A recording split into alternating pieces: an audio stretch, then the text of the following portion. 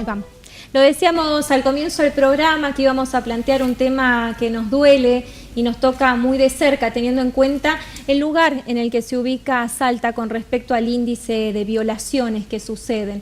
En el 2017 hablábamos de 11 violaciones por día en nuestro país, de 3.291 casos solo en ese periodo y obviamente que se han acrecentado. Está con nosotros esta noche Inés Bocanera, ella es vicepresidenta del Observatorio de Violencia contra la Mujer, así que buenas noches, bienvenida, gracias por estar acá. Gracias a vos por invitarme, Mónica, buenas noches. ¿Es cierto este dato que se muestra a nivel nacional? Porque a veces es bueno ir a la fuente de aquella gente que viene trabajando y que puede obviamente tener un chequeo de esta información. ¿Estamos ubicados a ese nivel en cuanto a índices del país?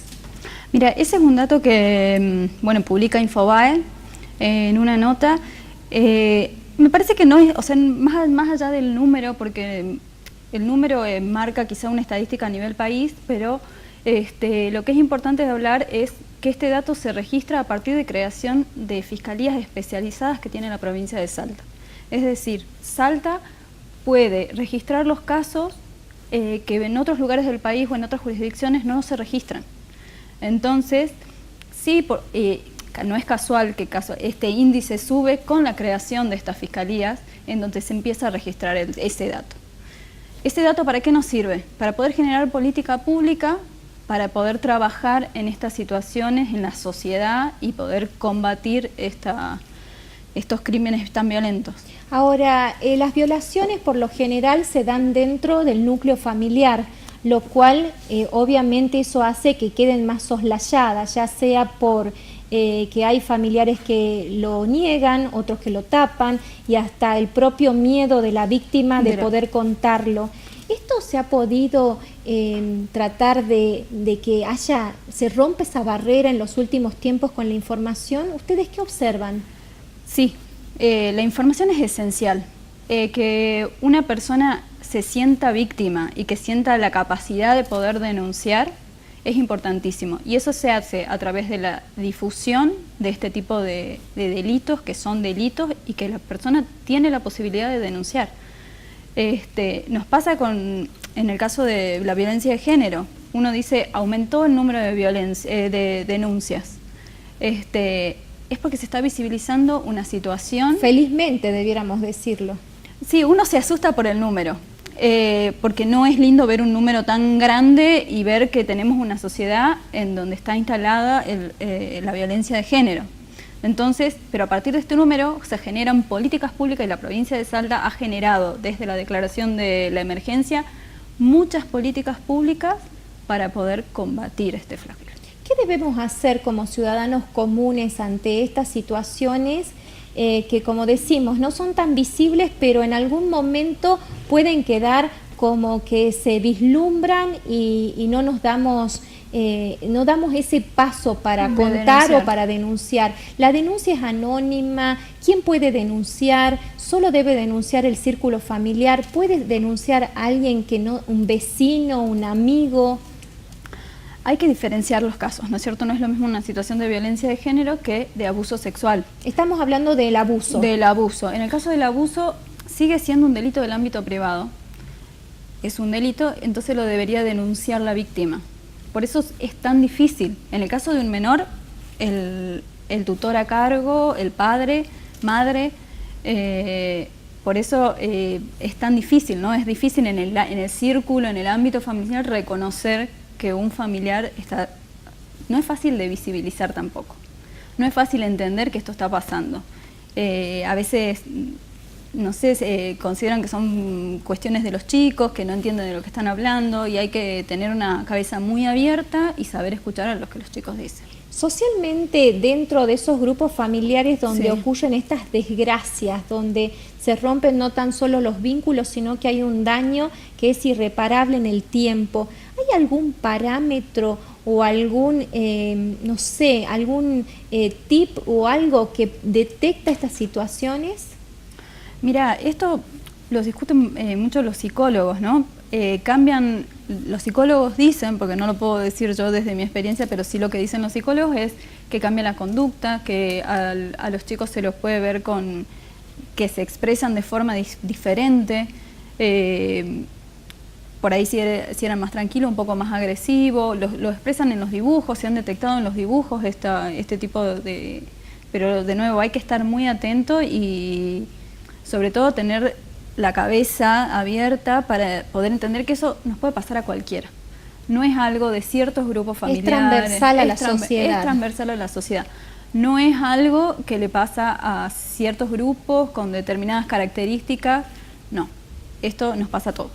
Hay otro tema que está poniéndose en boga y que es bastante desconocido, podríamos decir, y es la violencia digital, fruto del acceso al que tienen hasta los niños, al acceso al celular, a la computadora, sin un control por parte de los adultos. ¿De qué se trata esta violencia? Mira, la sociedad tiene conductas. Estas mismas conductas se replican en el ámbito de Internet, de la tecnología, de las tecnologías de la información y la comunicación. Y así como uno puede acceder a mayor información a través de estas tecnologías, se replican las conductas violentas con ciertas particularidades, ¿no es cierto? En el caso de la violencia digital, tenemos que se difunden más rápidamente, ¿Y qué sería un hecho de violencia digital como para detectarlo y que alguien pueda visualizarlo? En el caso de violencia de género digital, tenemos tres tipos bien determinados que tienen que ver con el hackeo, que es el robo de datos o la duplicidad de identidades cuando alguien se hace pasar por una persona para robar datos. También tenemos el acoso digital y la difusión de fotos íntimas. Esos son ataques que reciben muy frecuentemente las mujeres. Se puede distinguir estos tres tipos y actualmente lo que más sufren las mujeres son el acoso digital. ¿Por qué? Porque permite el anonimato, te pueden atacar sin que sepas quién sos y te ponen en un lugar de vulnerabilidad extrema que alguien a través de mensajes de texto, a través de las redes sociales. ¿Es un delito ya esto? No. No está tipificado como delito. Lo único dentro de las tecnologías de información y comunicación que están tipificadas como delito son el grooming y la tenencia de pornografía infantil. Pero todo lo que tiene que ver con sexting, por ejemplo, no está tipificado. Hablamos de sexo virtual. Sexting es el envío de fotos y la difusión no consentida, ¿sí? Porque uno puede decidir sacarse una foto y enviársela a su pareja. El problema es cuando la difusión de esa foto se amplía a un círculo al que no consintió la persona que inicialmente se sacó la foto o le sacaron la foto. Entonces eso se vuelve incontenible, daña la reputación digital de esa persona y pone en un estado de vulnerabilidad extrema a esa persona, de exposición. Esto no significa que no se pueda denunciar. Por más que no sea un delito. Porque se pueden marcar dentro de otros delitos. Entonces, por ejemplo, hablan de sextorsión. Quizá no existe el delito informático de sextorsión, pero existe la extorsión. ¿Cuántos términos nuevos por aprender y que Muchísimo. no sabemos dónde caemos con el uso de esta tecnología? Y más que nada cuando a lo mejor una persona adulta, hablemos de una mujer, accede a esto y el tiempo la lleva, pero cuando hablamos de un niño o un menor vulnerable o una niña vulnerable, totalmente, la verdad que se torna bastante difícil detectar cuál es el límite de todo esto, ¿no? Lo más importante es poder hablar con nuestros hijos, con nuestros sobrinos, nuestros primos, sobre no pensar que Internet es solamente un peligro, sino tiene beneficios y hay cuidados que hay que tener. Todas las redes sociales tienen configuración de privacidad. Nosotros los adultos nos corresponde aprender de eso para poder enseñar a los más chicos a usarlas con seguridad y también entender que si somos víctimas de alguna de estas situaciones es posible denunciar. Para poder denunciar también hay que difundir esta información. Hablando de difusión, ustedes están haciendo desde el observatorio una campaña, obviamente, sobre la violencia de género. ¿Hacia dónde apuntan? Porque ya venimos hace mucho con campañas. ¿Esto va a continuar o hay que ir al contacto directo a los grupos para que realmente la gente tome conciencia de cuál es la situación por la que está atravesando y que no la visualiza? Las campañas sirven para eso, para identificarse.